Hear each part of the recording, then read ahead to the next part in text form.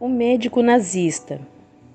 Quando fomos assistir à recuperação de Walter, na reunião do Centro Espírita, defrontamo-nos com um caso muito interessante que me chamou a atenção, e por isso acompanhei o desenrolar do drama.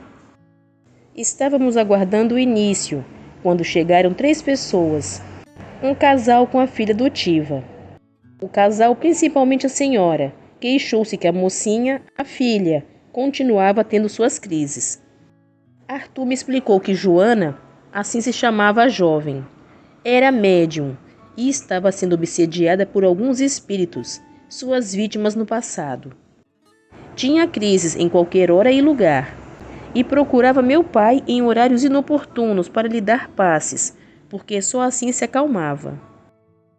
Minha mãe foi sentar-se ao lado dela, porque, conforme me explicaram, logo que entrava no centro, começavam suas crises, e era necessário alguém perto que a controlasse. Seus obsessores possuíam sobre ela o domínio psíquico, mesmo à distância. Queriam que sofresse, pois ela os havia prejudicado. Gosto muito de ver minha mãe, pois amamo-nos muito. É a pessoa de quem mais gosto, e sempre que me é possível vou visitá-la, ficar a seu lado, porque me é prazeroso. Joana é uma mulata forte, de olhar malicioso, demonstrando não estar afim nem de orar, nem de melhorar. Ali está por imposição dos pais, e para ficar livre de suas crises que considera ridículas e que lhe fazem passar vergonha. O seu obsessor-chefe era inteligente e sutil, e como ela tinha má índole, passou a incentivá-la a fazer uso da maldade, chegando ao ponto de incorporar, utilizando-a como médium e tentar matar a mãe e o pai. Fazia com que descuidasse completamente da disciplina pessoal e dos compromissos próprios de sua idade, para envolvê-la no seu ardil. O desencarnado transmitia-lhe conhecimentos do passado das pessoas, para que assim dominasse as mais fracas que a cercavam. Quando foi levada até a casa de meu pai, o obsessor aceitou, porque confiava que iria dominar qualquer encarnado com quem defrontasse, sentindo-se assim forte no seu orgulho e pretensão. Vencidos os primeiros embates, o obsessor sentiu-se admirado pela força que desconhecia e quis então aprender com eles, com o grupo do centro, não para melhorar, mas para ficar mais poderoso. Arthur me pôs a par dos acontecimentos. Joana, em sua encarnação anterior, fora um médico nazista e praticara muitas maldades e experiências com os judeus. Reencarnou longe da Alemanha, num corpo feminino e mulato, mas mesmo assim foi encontrada pelos que não a perdoaram. Sabiam que ela comparecia ao centro para se livrar deles, os obsessores. Sorrindo e com seu modo agradável, Arthur comentou: Patrícia, seu pai, por ajudar a jovem, está sofrendo com o rancor desses obsessores. Mesmo assim, está ajudando-a, embora sabendo que ela não gosta daqui, nem dele. E assim que se sentir livre dos desafetos, não voltará mais. Socorremos para mostrar aos encarnados a força espiritual de que dispõe o Centro Espírita, desde que se trabalhe em prol do bem comum, e também dos que vêm pedir ajuda. Prestamos atenção na orientação que meu pai deu aos 3 encarnados, pai, mãe e filha. Só ficamos livres do nosso passado trabalhando no bem, no presente. Para nos livrarmos de obsessores, devemos pedir perdão, perdoar e nos harmonizar com as leis divinas. Precisamos entender que os espíritos têm seus motivos para perseguir as pessoas. Por isso devemos entendê-los e tentar amá-los, porque eles também necessitam de ajuda. Para não sermos atingidos pelos obsessores, devemos mudar nossa vibração, sair da faixa mental deles, isto é, pensar em coisas boas e superiores e agir de modo digno, trabalhar no bem e amar muito. Vocês aqui estão em busca de auxílio, porém devem ajudar a si mesmos. Certamente, quando você se sentir bem, Joana, não voltará mais aqui. Porém, quero lhe dizer uma coisa. Você é médium e necessita aprender a lidar com sua faculdade e trabalhar muito no bem para viver tranquila e sem essas crises. Mas se você se afastar do centro espírita e não se modificar, a situação que vive agora voltará sempre. Os centros espíritas estão melhor preparados para ajudar nos casos de obsessão, ensinando a lidar com a mediunidade para o bem, e em suas reuniões ouvirá ensinamentos que ajudarão a sua renovação interior. Joana não gostou muito do que ouviu, mas ficou quieta. Quando começou o trabalho de desobsessão, 3 dos que a estavam importunando se comunicaram. Os 3, 2 homens e uma mulher, foram judeus, ou ainda eram, pois o fator raça se mostrava ainda forte neles. O primeiro estava sem um braço e sem o olho esquerdo. Cumprimentou mal-humorado, não queria conversar com ninguém. Foi perto do médium contra a sua vontade e falou com raiva. Por que interferem no que é justo? Embora tenham outra religião, vocês amam a Deus. Nunca ouvi falar de religião desse jeito. Oram, dizem fazer o bem, conversam com os mortos, mas ajudam os criminosos. Isto não está certo. Por que o ajudam, esse monstro sanguinário? O desencarnado desconhecia o espiritismo, estranhando o intercâmbio mediúnico e o ensinamento de que todos somos filhos de Deus e por isso irmãos uns dos outros. E se eu lhe disser que queremos é ajudar você? Começou a dizer meu pai, porém foi interrompido por ele. Ah, mas por que não nos avisaram logo que querem se unir a nós? Quanto mais, melhor. Você não entendeu. Queremos ajudá-lo a se recuperar, a tornar-se sadio, a viver de modo digno, num lugar propício. Quem lhe falou que quero ser sadio? Indagou nervoso. Já me propuseram isto uma vez e não aceitei. Quero ficar como ele me deixou, para ter sempre motivo para odiá-lo. Você sofre e faz sofrer, disse meu pai. Nem começamos. É melhor dizer, sofre e faremos sofrer cada vez mais, respondeu ele. Não vale a pena. Você já pesquisou por que sofreu assim? Se sabe que continuamos a viver após a morte do corpo, que reencarnamos. E por isso é que você o está perseguindo reencarnado em outro corpo? Então sabe que viveu encarnado outras vezes. Vamos, irmão, recordar seu passado? A equipe desencarnada já pronta colocou à sua frente a tela, que é como na espiritualidade chamam este aparelho. Ele é denominado de muitas maneiras, havendo alguma diferença de um local para outro, mas é sempre o mesmo e muito útil. O espírito que se comunicava fora na encarnação anterior, também judeu, e numa guerra havia trucidado muitas pessoas, entre elas jovens e crianças. Ao recordar, deu gritos lancinantes, mas o médium treinado só alterou um pouco a voz, isso porque não é necessário gritar. Acalmaram o desencarnado que com dificuldade voltou a falar. Olho por olho. Não, meu amigo, disse meu pai. É a lei do retorno. Você plantou, você colhe. Não precisaria sofrer assim, se tivesse entendido a lei do amor e feito o bem. Ela também pagará pelo que fez? Pelo que entendi, se não fizer o bem, sofrerá o que me fez sofrer. Você não irá conseguir fazer dela uma pessoa boa. Que será dela? Deixe-a, irmão, deixe-a. Cuide de você. Vamos ajudá-lo. Pense em Deus. O Pai é bondoso e nos ama. A equipe médica entrou em ação, e com os fluidos doados pelos encarnados, e também pela vontade do espírito que agora queria tornar-se sadio. O braço se curou, e ficou perfeito, como também o olho. Perdoe, irmão, para ser perdoado. Como não perdoar, se devo tanto? Perdoo, e peço perdão a Deus. Queria ir para junto dos meus, lá na minha terra. Atenderemos seu pedido.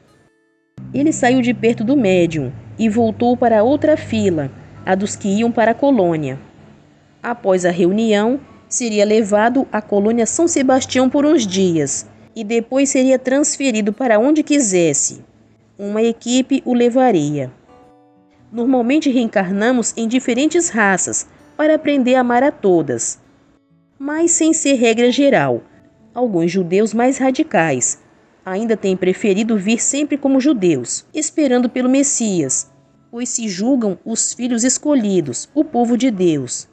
Mas são realmente como todos nós, porque não somos privilegiados pela raça. Aqueles desencarnados, totalizando 11, estavam há algum tempo nas regiões espirituais do Brasil, à procura para vingarem-se desse espírito que fora um médico nazista. Já começavam a dominar o idioma português, pois o médium que o auxiliou, sempre consciente, não precisou se expressar com sotaque. Devemos esclarecer que o médium transmite o pensamento do espírito, e nestes casos, sentem mais do que propriamente repetem o que escutam. A mediunidade, quando educada, é maravilhosa, e assim possibilitou que ele, judeu, transmitisse pensamentos que o médium traduziu por palavras. O outro judeu se incorporou em outra médium e foi doutrinado por uma integrante encarnada do grupo. Lídia conversou com ele e o fez entender a necessidade de perdoar e seguir seu caminho. Ele, porém, quis ficar em nossa colônia e, quando fosse reencarnar, preferia que fosse aqui.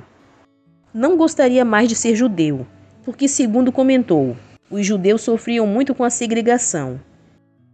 Normalmente, esses pedidos são atendidos, porém, o departamento próprio da colônia é que estuda cada caso. A mulher também incorporou. Parecia fria, porém, ao sentir o afeto dos trabalhadores da casa, encarnados e desencarnados, conteve-se para não chorar, e disse com voz comovida: "Não sou má, ele sim é maldoso", referindo-se à jovem Joana. "Esconde-se em outro corpo, mas é ele. Pensa que ele é bom? Não. Nos enfrenta, e se pudesse nos faria sofrer tudo de novo. Você acha que é por persegui-lo que somos maus? Somos vítimas. Vou falar o que ele fez comigo, e então me dará razão." Fez uma pausa e, como se criasse coragem para recordar, e começou. Estava casada e feliz. Tínhamos uma pequena fortuna e 2 filhos lindos. Quando a Segunda Guerra Mundial começou, nos apavoramos, porque sabíamos muito bem que os nazistas perseguiam os judeus. Meu esposo alistou-se no exército, na tentativa de impedir que eles nos oprimissem no país em que vivíamos, e por isso morreu lutando. Quando houve a invasão de nossa cidade, fomos presos e nossos bens confiscados. Da prisão partimos para o campo de concentração, onde sofremos muito, frio, fome e humilhações. Naquele campo havia um laboratório, onde esse médico medonho e outros faziam experiências com os presos, ou simplesmente os torturavam pelo prazer de vê-los sofrer. Ao ver meus filhos chorarem de fome e frio e com muito desconforto, resolvi pedir clemência. Solicitei para falar com o comandante e, para minha surpresa, ele me atendeu e me levou à sua sala. Quem me atendeu foi esse aí, o médico nazista, que me olhou de cima a baixo e me indagou: "Então, judia, que reivindica?" Pensando que ele ia me ajudar, falei rápido para não perder a coragem. "Por favor, senhor, aqui estou com meus 2 filhos pequenos, passamos fome e frio. Se você se entregar a mim, intercederei por vocês", disse rindo. Sempre fui muito direita, fiel ao meu esposo, porém pelos meus filhos, aceitei a proposta indecente. Depois ele mandou que um soldado fosse buscar meus filhos. Achei que pela felicidade dos meus, teria valido o sacrifício. E esperançosa quando pensei que fosse me dar ajuda, meus 2 filhos chegaram assustados e correram ao meu encontro. O mais velho estava com quase 7 anos e o outro com 4. Gelei quando ouvi a ordem: "Leve-os ao laboratório." Era no mesmo prédio, na sala ao lado, e cada soldado pegou um de nós e para lá fomos arrastados. Amarraram-me fortemente numa cadeira e ele cínico me olhou sorrindo: "Idiota, judia imbecil, pensou que eu ia me encantar por você? Verá para que serviu sua astúcia em me pedir auxílio." Pedi a ele por piedade, pelo amor de Deus, para fazer comigo o que quisesse, sem maltratar meus filhos. Porém, ele ria. O que me fez ver foi horrível. Torturou meus filhos, cortou-os em pedaço até que morressem. Eles gritavam apavorados, olhando para mim, e eu gritava também. Quando os dois não tinham mais vida, veio me torturar. Começou extraindo minhas unhas. Fiquei alucinada, e aí perdi o controle, pois a dor era demais. Ele não me torturou muito. Desencarnei, pois meu coração não aguentou.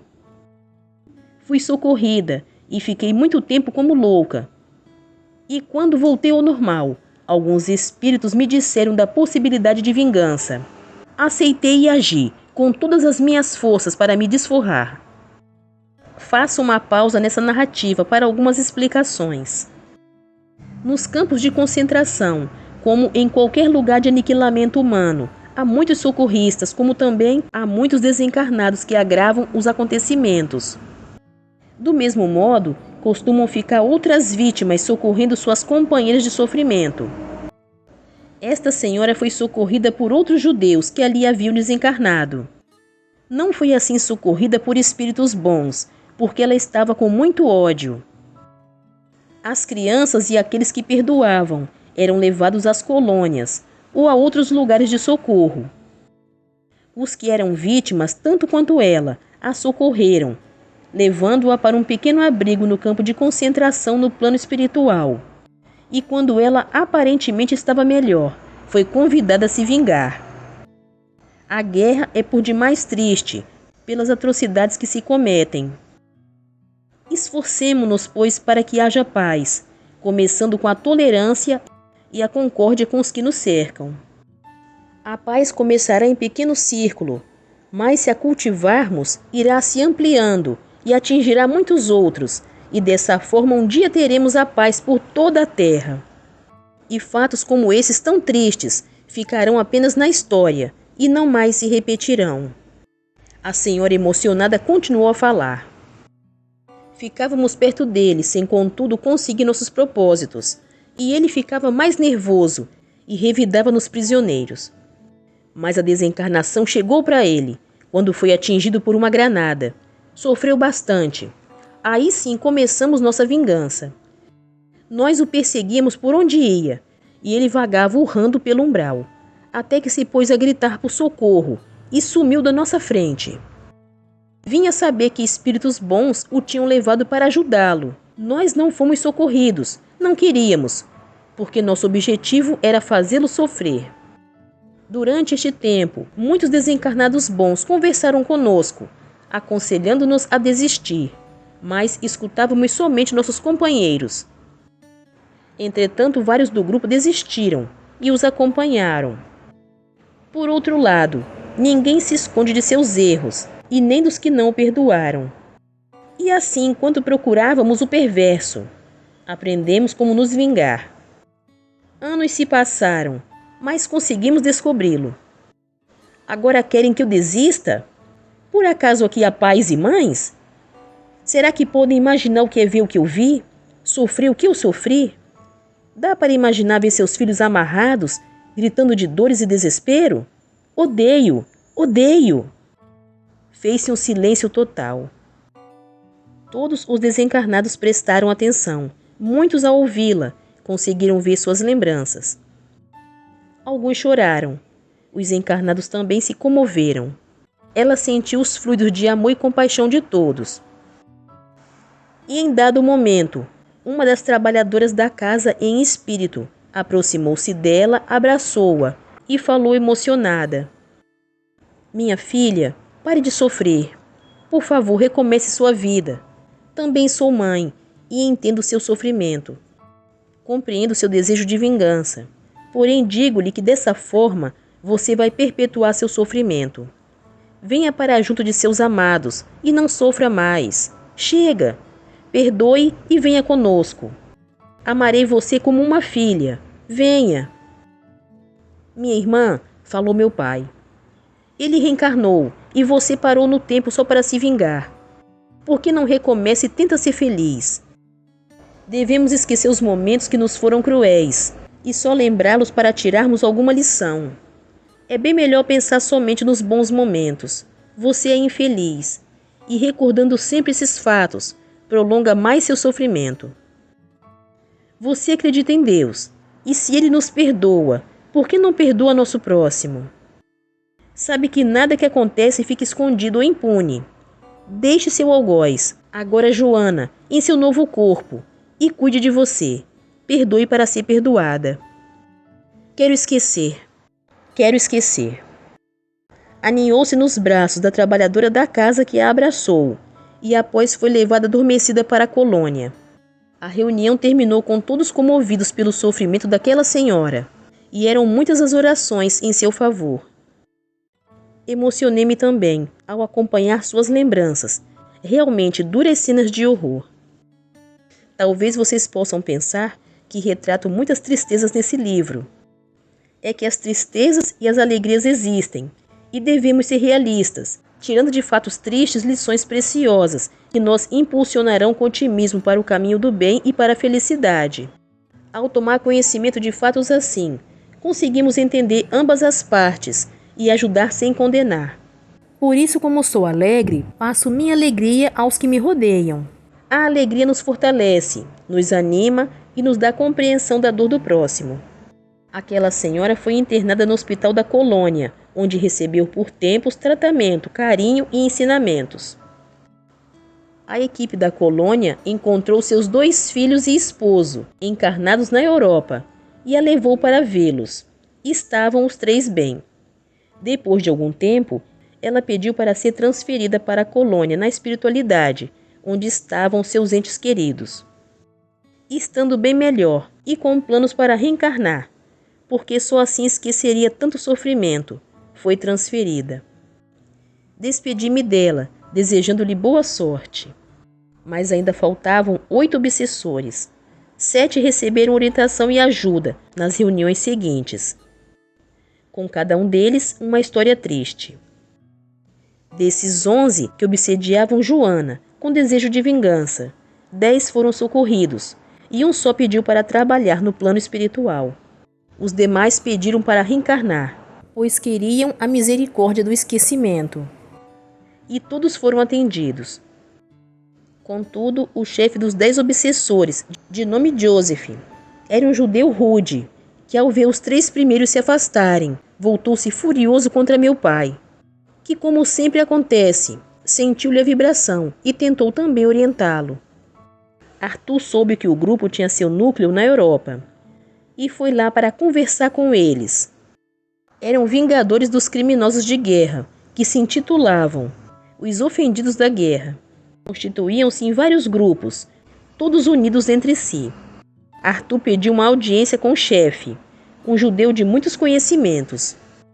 Após cumprimentos, Arthur começou o diálogo e nos contou depois que o chefe tinha total conhecimento do que acontecia com seus subordinados junto a Joana e não deixou que ele, Arthur, falasse muito. Citava com exatidão pedaços do Antigo Testamento. Sabia a Bíblia quase de cor. Falava de muitas passagens para justificar a vingança. É olho por olho, dente por dente. Falou demonstrando calma. Arthur replicou com os ensinamentos de Jesus. Ele disse não acreditar num profeta que se deixou matar.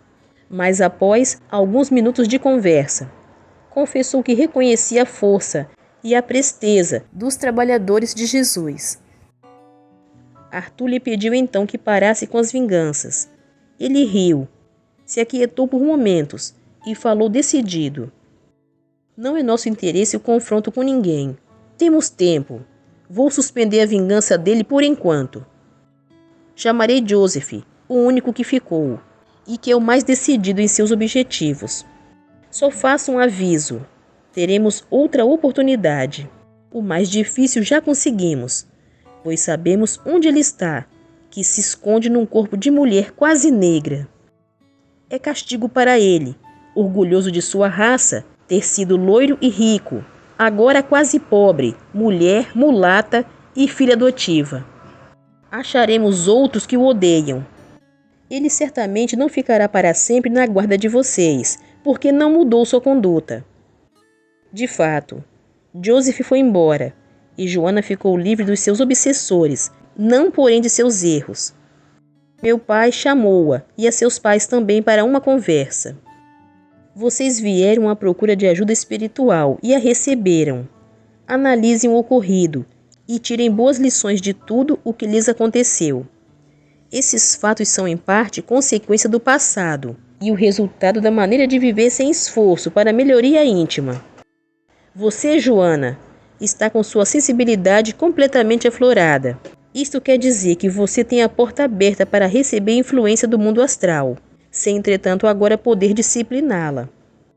Só terá influência e sintonia com espíritos bons, por meio de boas atitudes e de bons propósitos. E ficará ligada aos maus, se descuidar do seu aprimoramento espiritual. Se você se afastar do bem, da oração sincera, e não se esforçar para mudar para melhor, não nos responsabilizaremos pelos acontecimentos futuros. Afastando-se também da ajuda, tudo o que passou mais facilmente se repetirá. Joana não estava preocupada com o aprimoramento espiritual. Queria força e poder. Queria dominar. Mas indagou meu pai. Senhor José Carlos, posso aprender com o senhor? Claro que pode. Deve. Vou ter essa força que o senhor tem? Poderá ter esta e muito mais. Mas para isso deve primeiramente educar-se na boa conduta e fazer por merecer a companhia dos trabalhadores desencarnados que convivem conosco.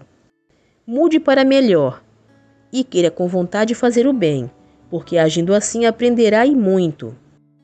Joana não respondeu. Sentindo-se melhor, afastou-se do centro. Sua mãe ainda voltou outras vezes, mas também fez o mesmo. Arthur me disse: Patrícia, nesse socorro ajudamos mais os desencarnados que essa jovem. Ela agora não quer mais saber de seu pai, e quando vê de longe, se afasta para nem cumprimentá-lo. A figura dele a faz recordar os ensinamentos que escutou, e ela quer esquecer. Como ficará ela? Indaguei. Vamos aguardar. Os erros, Patrícia, não conseguimos jogá-los fora, porque nos pertencem, e um dia a reação virá. Quando o grupo de vingadores perceber que ela não está mais sob a proteção dos bons, voltará. Talvez, como tenho visto em casos assim, com mais sutileza e cautela. Ela não vindo aqui, e nem recebendo outro auxílio, não estará vinculada a uma proteção. E como não faz por merecer nenhuma ajuda, será fácil eles voltarem e se vingarem. Ele, ao desencarnar como médico nazista, foi socorrido no umbral, livrando-se daqueles que queriam dele se vingar, sendo levado na ocasião para um posto de socorro, e logo em seguida reencarnou. Socorro não quer dizer que o indivíduo tenha mudado, porque mesmo que receba orientação, para mudar será necessária uma transformação interior muito grande. Fiquei pensando como a crueldade faz mal a quem a pratica. Quanta imprudência em cometer erros. E a reação desses atos pedirá reajuste no caminho. Mas como Deus é misericordioso, sempre dá novas oportunidades. Ao findar essa narrativa, posso concluir que todos nós, encarnados e desencarnados, tivemos um grande ensinamento com os fatos ocorridos. Que todos nós temos que aprender a amar, a ser úteis para termos paz e sermos felizes. E que a alegria íntima virá quando superarmos nossos traumas íntimos e ajudarmos outros a fazê-lo. A leitura desse livro continua no próximo vídeo.